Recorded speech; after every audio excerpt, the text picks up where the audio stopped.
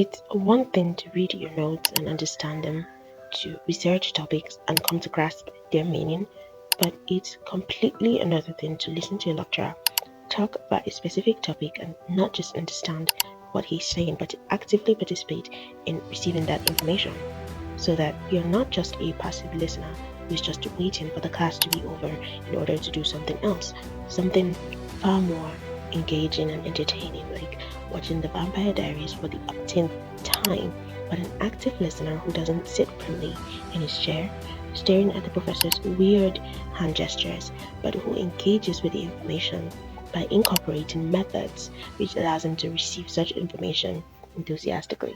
Studying can be tedious, but too often happen because of our passive engagement. We absolutely have no clue what the lecturer is saying, and for the life of us can't understand why it's important to know why the chickens fly lower than the birds. So we tune ourselves out and expand our imaginations outside the walls of the lecture hall. The major reason for this attitude, I think, is because we prefer activities that are far more engaging, entertaining, and interesting than, say, listening to historical facts and details about war and history. Another reason is because we know nothing about the subject. We are hearing of it for the first time and just aren't curious enough to be invested in what the person is saying. So we simply wait for the session to be over. One other thing is that it isn't because the student doesn't want to understand. He's involved, he is interested. But the problem lies in the fact that he's hearing that information for the first time and he is unable to make connections or conjectures with what he already knows. Therefore, that new information sits in a vacuum. And because the student doesn't know what to do with it, then nothing is done with it. And then it's like you never even heard it in the first place. Another factor that contributes to this phenomenon is taking notes in class. The problem with note taking isn't that it is not okay to scribble down bits and pieces of useful information that you can refer to later, but to actively try to capture every word that your lecturer is saying is just counterproductive because it hinders your understanding of what he's saying, plus your focus is divided, and that doesn't help.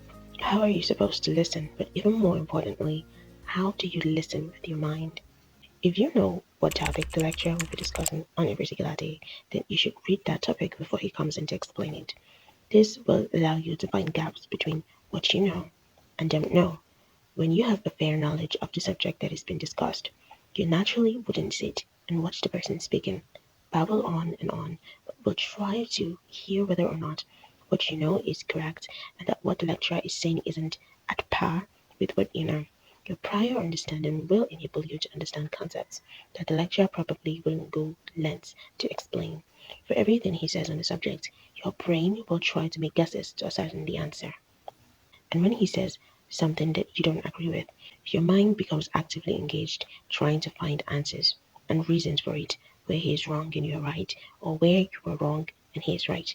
Research shows that active listeners in class tend to make guesses while the lecturer was speaking. However, for those who may not have studied the subject before class, this is not to say that you can't be an active listener, but at this point, I'd advise that you stay away from taking notes and try to listen without being distracted.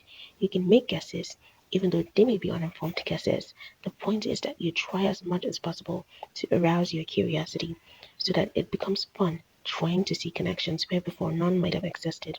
This leads us to our next point. When you think of how the information may affect real life circumstances, you may find patterns where the information can find a home. What can you do with the information? Will you need it in the future? Are there examples that you can relate it to?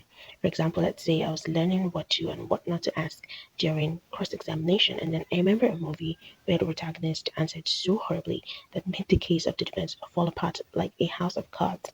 The information is cemented in my mind because whenever I think about it, I remember that scenario, and therefore it's easy to recall.